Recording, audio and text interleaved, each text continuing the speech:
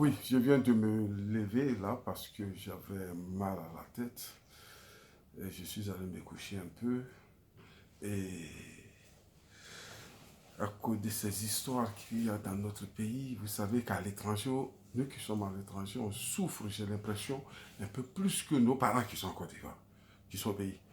C'est très très très difficile. Donc je suis allé me coucher un peu parce que j'ai pensé beaucoup à la CPI, à Babo Laurent et au Goudé. Ça me torture, ça me traumatise à un degré où je ne peux exprimer ici. Alors, ce sont les ancêtres qui m'ont réveillé. Hein. Ils m'ont pincé les orteils. Ils m'ont pincé les orteils, c'est vrai. Quelqu'un m'a pincé les orteils et je me suis levé du lit. Je dis, je vais faire une vidéo. Et croyez-moi, chers frères et sœurs, c'est la première fois que je vais faire une vidéo.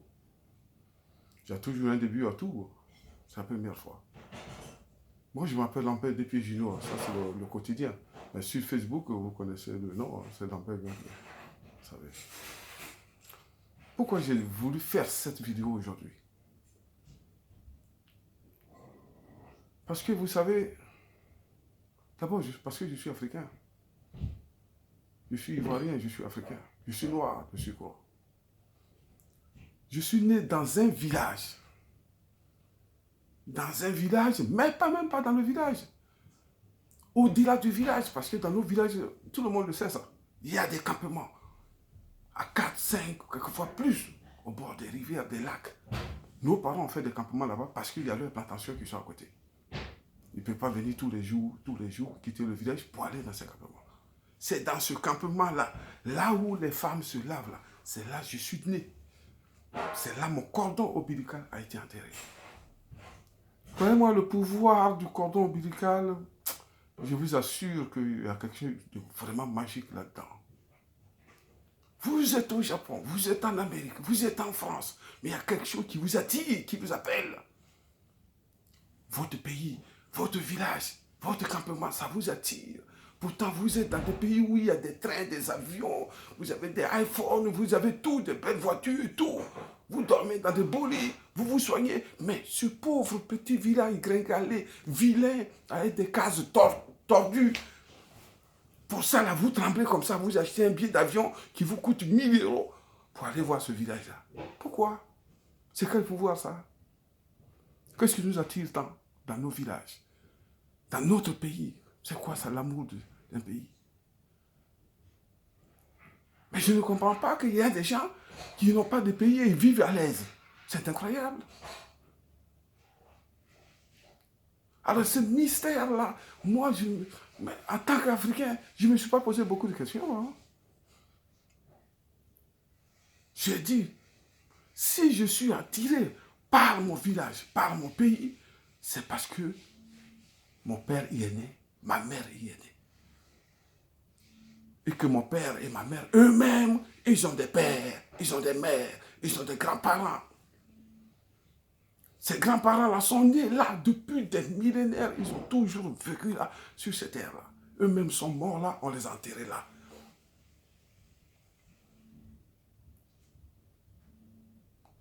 Et au point qu'aujourd'hui, nos villages, comme je le dis, mais surtout nos forêts, ces ancêtres-là sont toujours sur ces terres, sur ces forêts qu'ils ont laissées à leurs petits-enfants des siècles et des siècles. Et ils ne sont pas partis, ils sont encore sur ces terres-là. C'est pour ça d'ailleurs on dit que la terre est sacrée. C'est parce que les grands-parents sont là. C'est eux qui rendent la terre sacrée. C'est tellement sacré que nos parents, quand ils sont vieux, ils prennent l'aîné de la famille ou bien l'héritier de la famille. Ils vont en brousse avec lui. Le père dit, tu as vu mon fils? Tu as vu ce fromager là-bas qui est là-bas? De ce fromager à ce baobab, en ligne droite, c'est la frontière de tes terres. Pourquoi nos parents nous montrent les frontières des terres? C'est parce qu'ils ont peur que leur héritier ne meure dans cette histoire des terres. Parce que la terre est sacrée. Les ancêtres sont là. Il ne faut pas la voler. On ne vole pas les terres des gens. C'est dangereux. Le père fait ça, c'est pour te protéger. Parce qu'il sait que si tu franchis, il n'est pas là demain, tu franchis cette ligne, Tu passes de l'autre côté, les ancêtres de l'autre côté vont te frapper. Tu vas mourir. Et lui-même, le grand-père, il n'a pas franchi cette frontière. C'est pour ça, il nous montre les frontières. Là, là, mon fils, fais attention. Ça s'arrête là, ça commence ici, ça fait ça. Et quand tu respectes ces frontières, tu vis dans la tranquillité sur les terres de tes ancêtres. Si tu ne les respectes pas, mais allez-y vous renseigner dans nos villages, dans vos villages. Si vous ne savez pas demander aux grands frères, aux parents des villages, ils vous diront qu'on ne joue pas avec la terre.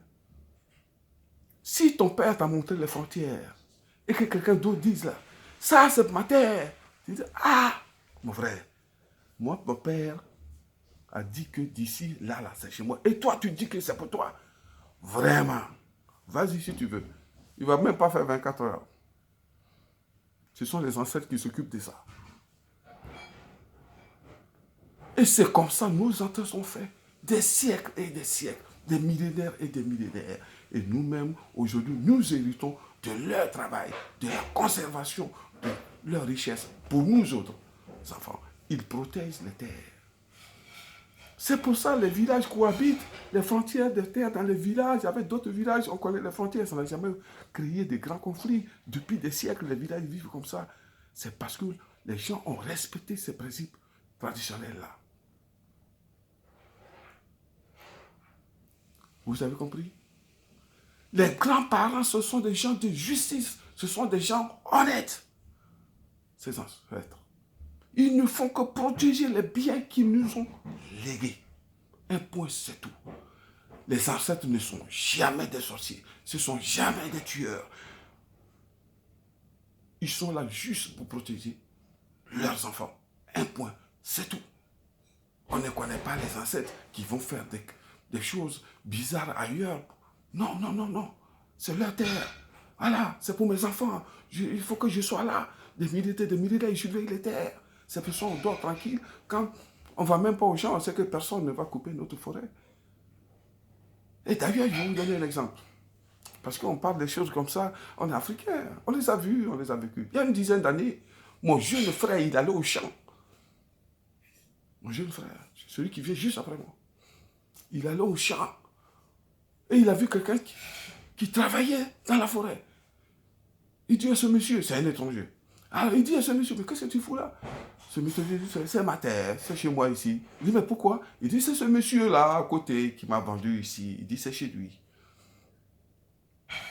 Mon petit frère a dit, monsieur, je ne veux pas faire des histoires avec toi, ni avec celui qui t'a vendu les terres ici.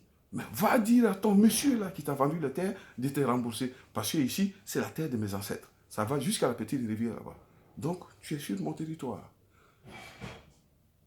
Le monsieur a transformé ça en conflit. Il veut frapper mon petit frère, que lui, il est sorcier, il va le tuer, etc., etc. Mon petit frère est parti. Le lendemain, qu'est-ce qui se passe? Sur la même piste qu'il avait emportée la dernière fois, il voit des fétiches sur la route qui barrent la route et tout ça, avec des bouteilles. Et mon petit frère a vu, il a sauté. Il allait le même monsieur travailler. Il a dit, c'est toi qui as mis ça ici, parce que je t'ai dit de quitter. Je vous assure, mon petit frère a commencé à appeler tous les ancêtres dans la forêt, sur toute la piste. Il a fait un aller, un retour, troisième, avant d'aller au champ. Il a appelé des ancêtres au secours. Je dis bien au secours, ses ancêtres. Le monsieur, il n'a pas vu le lendemain. Il n'a pas vu 3 jours. Il est mort à l'hôpital de Daloa. Il a été enterré à Daloa. Ce sont les ancêtres qui protègent là, la terre, elle est sacrée. Il suffit de les prévenir. Il suffit de les appeler. Ils sont là. Eux, ce sont des gens de droit, de justice. Et ils sont très sévères quand ils protègent l'héritage de leurs enfants. Sinon, aujourd'hui, qu'est-ce que nos grands-parents, nos ancêtres nous ont fait pour ne pas qu'on les respecte, pour ne pas qu'on les écoute? On les a totalement oubliés.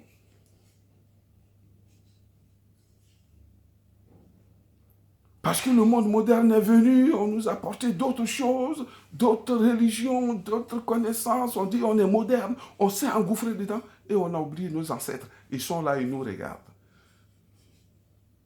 Ils nous regardent. Il suffit qu'on les appelle. Ils sont là. On ne les écoute pas. On s'en va. Parce que nos ancêtres, ils sont en rétail, ils sont au courant de rien, c'est des vauriens. Et non, on ne les respecte pas, on s'en va. On s'en va, on ne sait pas où on va.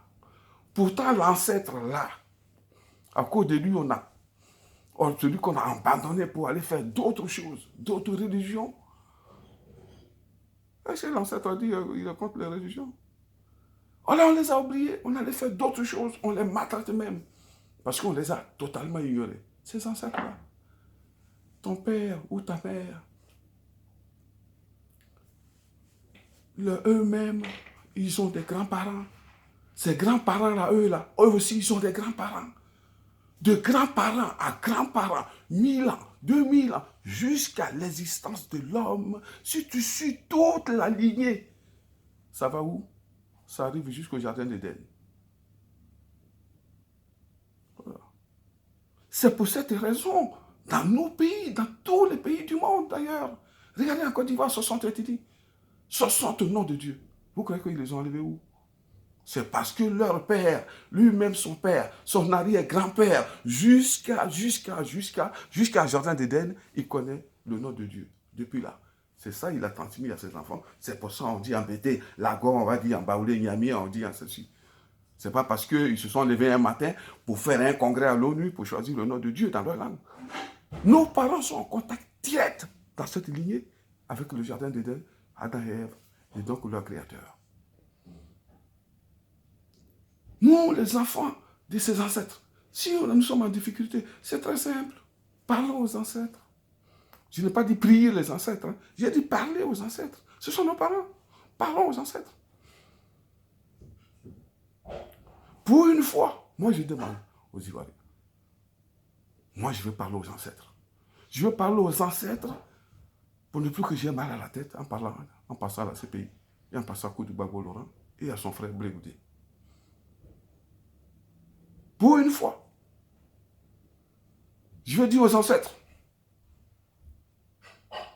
que Blégoudé et son grand frère Koudou Laurent sont à des milliers de kilomètres de leur héritage, des terres que vous leur avez léguées, des terres que vous êtes encore en train de surveiller en leur absence. Ils sont loin de ces terres-là. Ils sont dans les prisons des Blancs. C'est-à-dire ceux-là qui ont fait l'esclavage, colonisation. Aujourd'hui, dans la France-Afrique, ils sont encore esclaves. Ils sont à la CPI, à La Haye, en Hollande. Et c'est l'Hollande, c'est l'Afrique. C'est pas l'Afrique. Les Blancs les ont pris, ils les ont déposés là-bas. Pourquoi? Parce qu'ils veulent protéger leurs terres. Ce que vous leur avez légué, ils veulent protéger ça. À cause de ça, on les arrête, on les dépose là-bas. Bon, je dis aux ancêtres, allez-y de façon unanime, ensemble. Nos ancêtres des campements, nos ancêtres des villages, nos ancêtres des villes, nos ancêtres de la Côte d'Ivoire, et tous les ancêtres de l'Afrique noire qui ont souffert. Je leur dis, tous, le 1er février 2019, c'est-à-dire dans quelques jours, allez-y tous à La Haye, sans Hollande.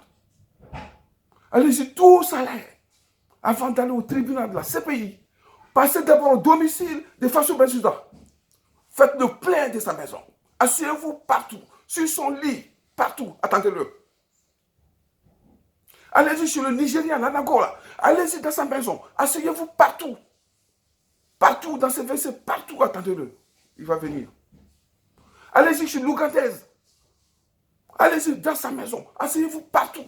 S'il réveille, réveillez-les, secouez-les, tirez-les par les oreilles, sortez-les et amenez-les à ce pays.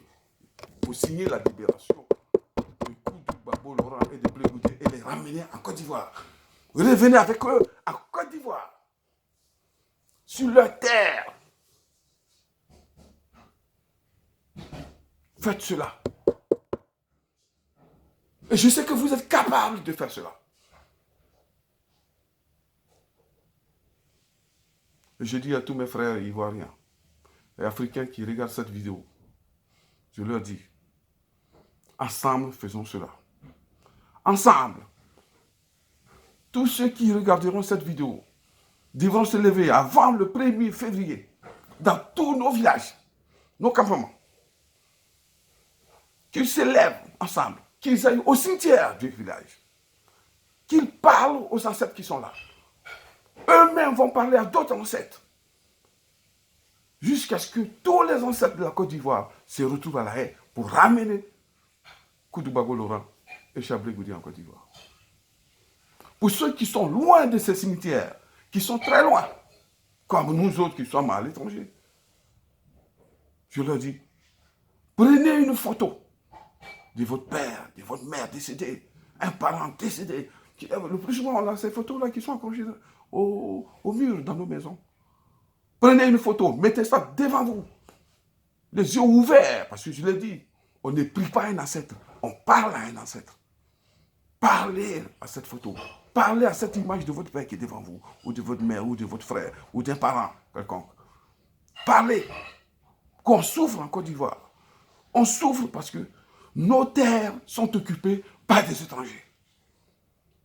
Ils nous ont chassés, nous sommes en exil, au Libéria, au Ghana, au Togo, au Bénin, ailleurs. Ceux qui ne sont même pas en prison, même sont en prison, parce qu'on souffre, on y pense tous les jours, on est malheureux. Au point que moi-même j'ai eu mal à la tête, je suis allé me coucher. Et quand je disais tout à l'heure que les ancêtres m'ont réveillé, vous avez trouvé ça drôle. Je crois que c'est eux qui m'ont dit, mon fils, ne réfléchis pas. Faisons tous cela. Appelons nos ancêtres. C'est très important. On vit à l'étranger.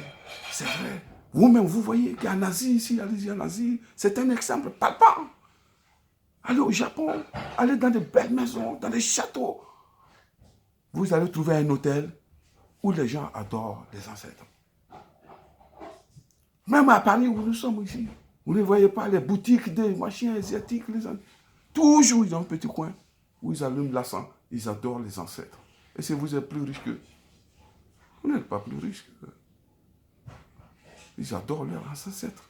Ils s'inclinent devant les ancêtres qui les ont fait, qui leur ont laissé des héritages, jusqu'à ce qu'eux-mêmes deviennent prospères. Faites cela. Écoutons pour une fois nos ancêtres. Parlons tous à nos ancêtres pour qu'ils aillent chercher Koudou-Bago Laurent et Blé Goudé pour le ramener en Côte d'Ivoire. Faisons cela ensemble. Et aujourd'hui, je vous remercie.